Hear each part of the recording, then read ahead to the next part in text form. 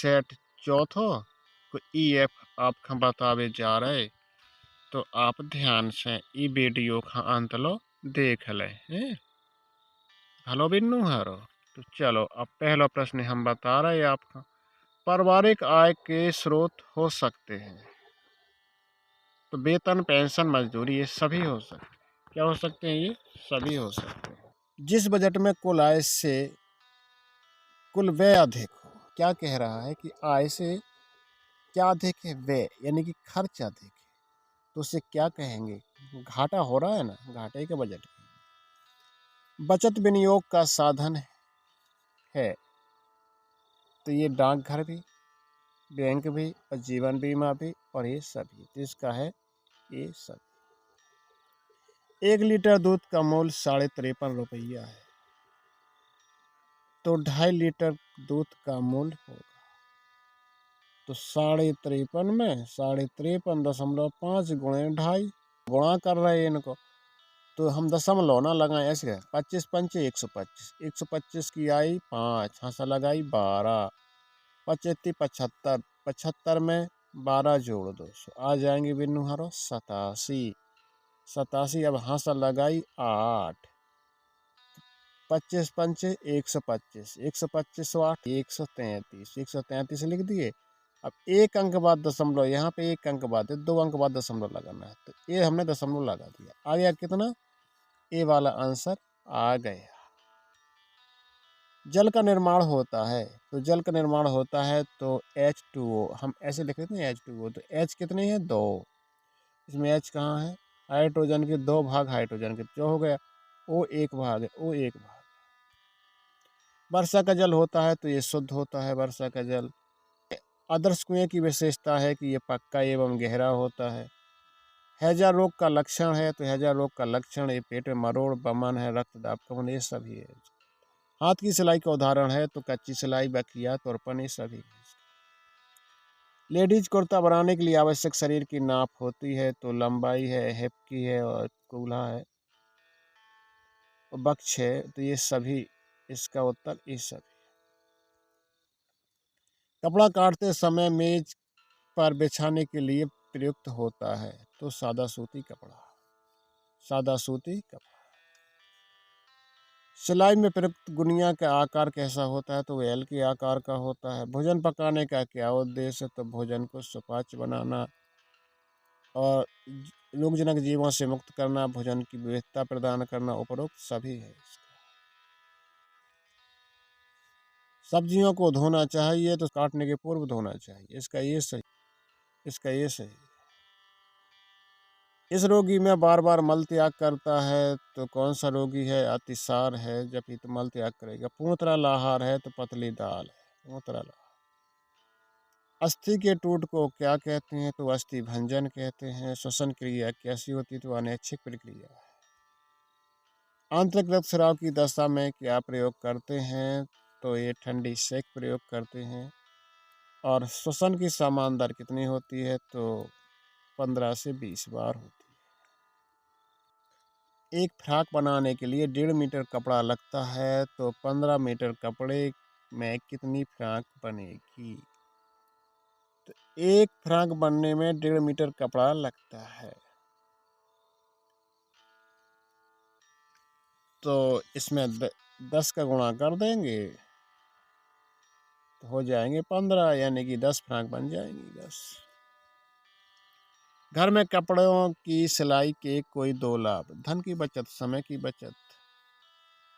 Tetanus फैलाने वाले सूक्ष्म जीवों का नाम क्या है? तो क्लास्ट्रीडियम टेटेनी इसका नाम है। इसके संक्रमण के बचाव के 2 उपाय लिखिए। सही समय पर इसका इलाज करवा लेना चाहिए और जंग लगे लोहे से दूर रखना चाहिए। साफ सफाई का विशेष ध्यान रखना चाहिए। विटामिन ए व विटामिन सी के आहारीय स्रोतों के नाम लिखिए। विटामिन ए का गाजर है और पपीता है और आम है। विटामिन सी के है तो अमरूद है और नींबू है और संतरा है और आंवला है। इतने सारे नाम बता दें। भोजन को तलकर पकाने की विधि की कोई दो हानियाँ लिखिए।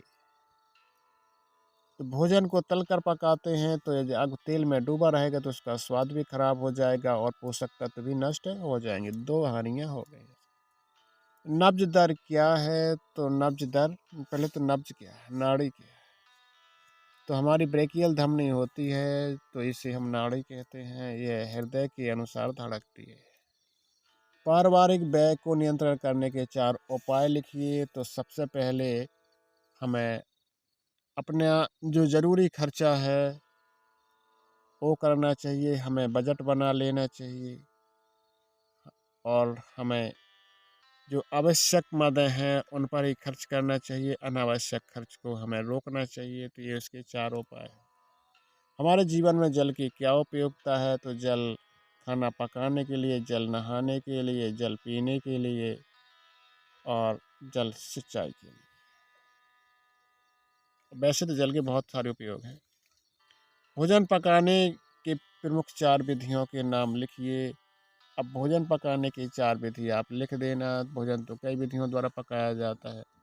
तल कर भोजन पकाने की 4 विधियां लिख देना है आप। तल कर, उबाल कर, उथली विधि, सेक कर, भूंज कर, ये काफ़ी सारी विधि।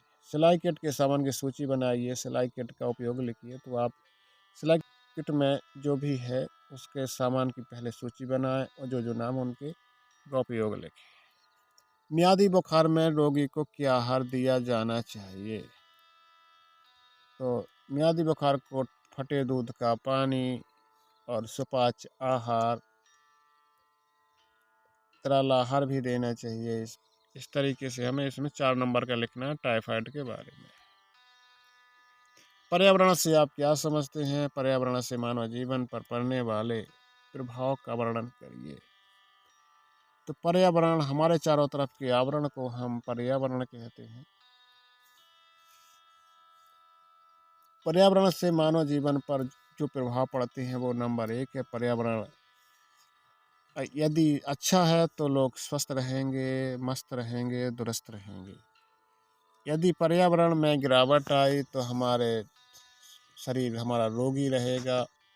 और दूसरा है कि पर्यावरण अगर सही है तो हमारा ग्लोबल वार्मिंग नहीं होगी। क्या नहीं होगी? ग्लोबल वार्मिंग मतलब धरती का ताप नहीं बढ़ेगा, समय पर वर्षा होगी।